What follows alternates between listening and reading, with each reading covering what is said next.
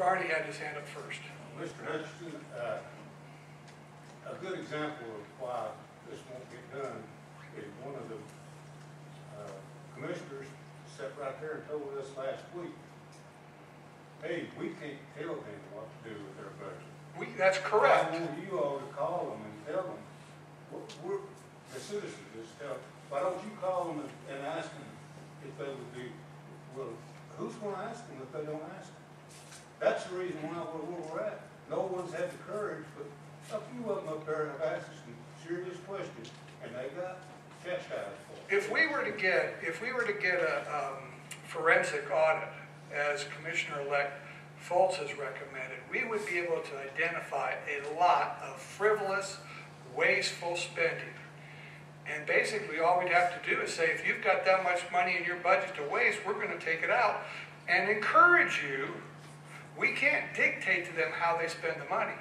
But if they want to play the political game, if I want to start cutting the police, I want to start cutting the meat instead of the fat, then we bring that to the attention of the voters and the taxpayers and let them vote in the next 2 to 4 years when those department heads are up for re-election, and let them know this is what your current department heads are doing with your money, and they are trying to play this game, and you're not going to fall for it this year.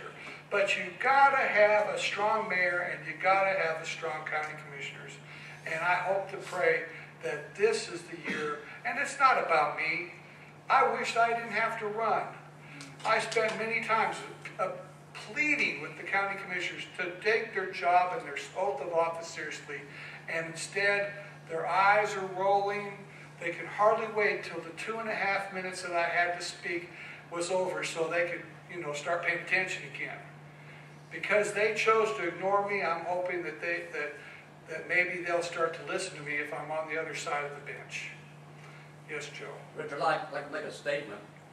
The problem we have right now in the county commission, we have 11 county commissioners that read a conflict of interest statement on the budget.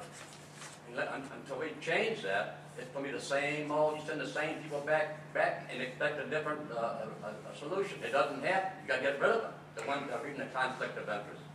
I feel bad about that for a couple levels. First off, I feel bad the one time when I was at a commissioner meeting where they all 11 read that, they were laughing.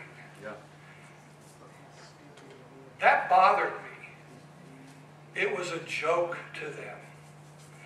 And that bothered me. And then the second thing that bothers me is I sincerely would like to think that it's possible that as a county commissioner you can set aside any appearance of a conflict of interest and do your job in an impartial and unbiased way. I would very much like to believe that it is not impossible to have a conflict of interest.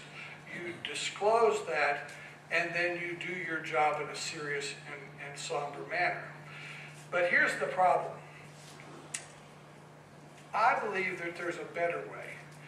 Well, the first better way is to find people that don't have that appearance of conflict of interest.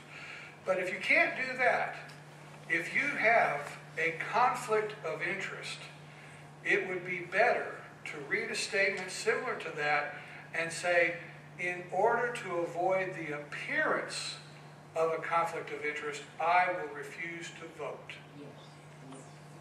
That would be far better. And then there's no question that apparent conflict of interest in any way influenced the decision you had to make to represent the county. Thank you, Joe, for bringing that comment up. Any other questions? The solutions to our county spending is really not that hard.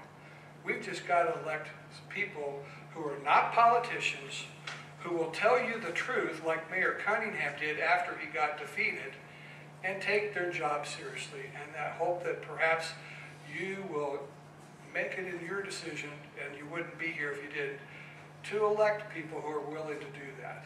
And if there's no other questions, I'll turn the time back over to Linda.